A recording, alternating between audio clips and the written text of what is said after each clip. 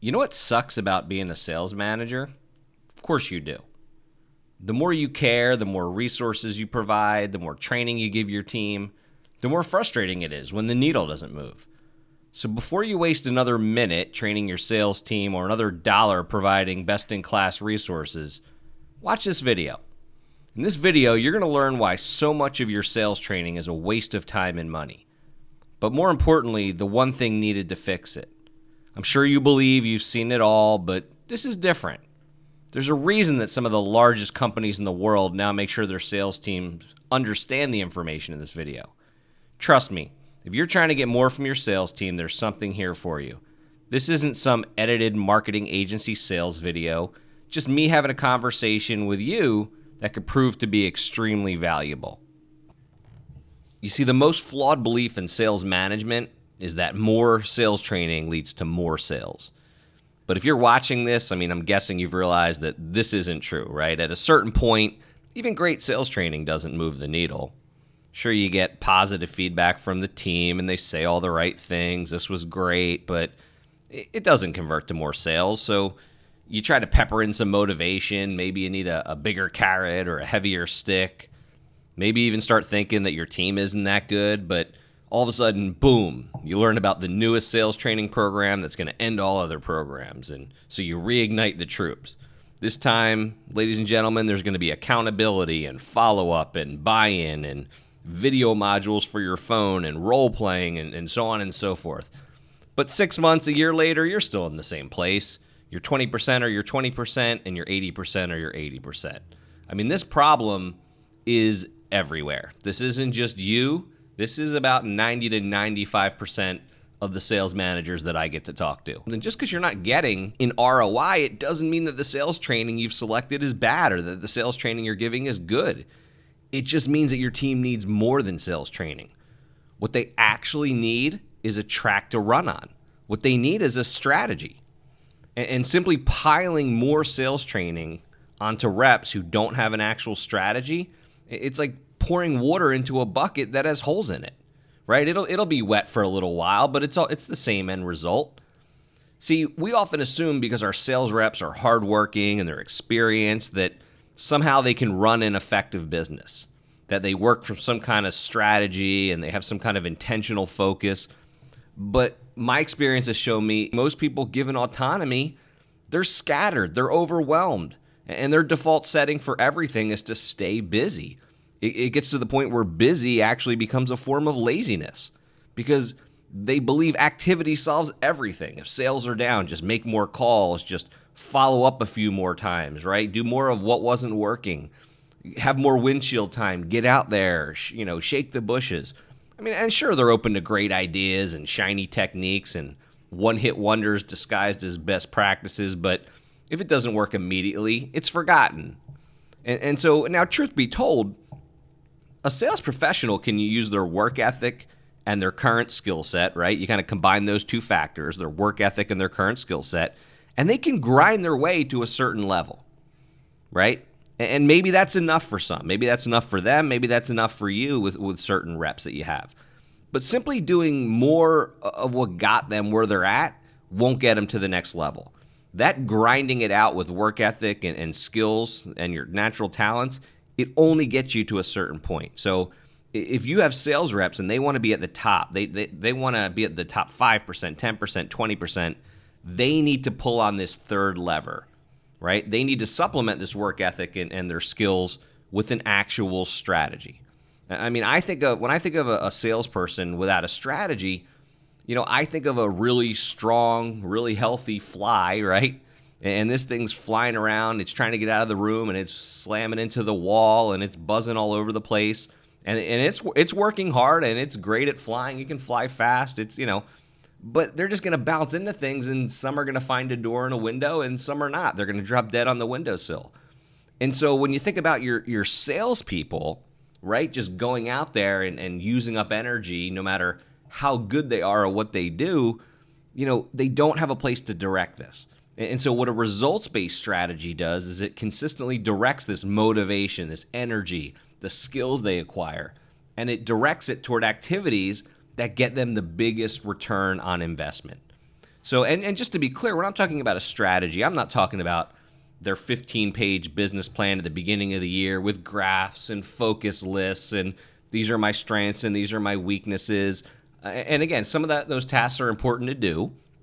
And I'm certainly not talking about a system where they color code their files and on Tuesday nights they do this and Wednesday morning they do that. And, this system makes sure they check everything off their to-do list. I mean, the reality is sales pros don't get paid for getting everything done or checking things off a list.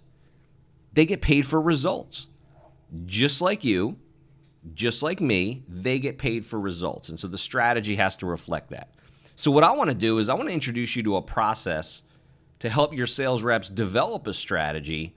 And this process, it's so simple that it actually fits on an index card, but so effective it's created multiple seven-figure earners. And actually it's been licensed by some of the largest companies in the world to develop strategies for their sales teams. Now I want you to think about that. These large companies have spent crazy amounts of money bringing in all these top-rated, talked about, buzzed about superstar trainers and programs, and now they want their teams to monetize it using an index card. I mean, this is not talking about growth through simplification. This is actually doing it, right? Every book you read talks about simplifying things, and you need to eliminate and focus on those important things. We actually have a process here to do it. And then the process I'm referring to is the pillar system. It's a 5-step process to take everything a salesperson, could be doing with their time, and it's going to boil it down to a small set of weekly activities whose completion is 100% in the sales rep's control, right? And these activities, when executed on consistently, all but guarantee the attainment of whatever their goal is. And we refer to these high leverage activities as their pillars. Now, this seems kind of obvious, right? Identify the right things to do and do them consistently. Who could argue with that? But there's a problem.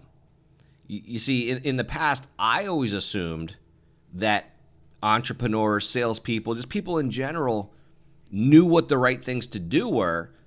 They just had trouble consistently executing on them. And if you currently believe this as I used to, scratch it for a second, okay? Just get rid of it. See, they understand the right things in terms of generalities. But like most of us, they think and talk in words with no agreed upon definitions.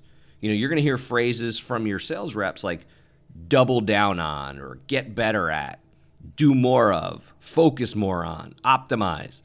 But these words and these phrases, they don't imply a strategy. They just imply goals, wishy-washy goals and hopes. I mean, how about this? I have to focus more on getting in front of the right people. I need to get better at prospecting. I just need to make sure I'm doing more demos each week. These are not the right things to do. These aren't even things to do, right? They're a starting point, but you've got to take these and peel back and reverse engineer them into activities that they actually control and they can measure, right? How do you know when you're done focusing more on getting in front of the right people? It's just not a strategy. And so that's exactly what the pillar system does.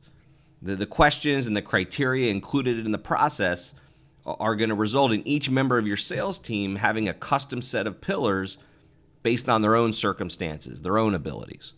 I mean, additionally, it's going to give them a custom accountability program, right? Because we got to make sure they're actually executing on their pillars. But it's going to give them this custom accountability program based on their personalities, based on their strengths and weaknesses, and this is going to make sure that they are consistently executing on those. Sales reps love it because it simplifies their business and it allows them to earn a lot more by focusing on a lot less. And because of the simplicity, they're much more likely to execute on it. Okay, it's designed to work with human nature, not against it, and they appreciate that.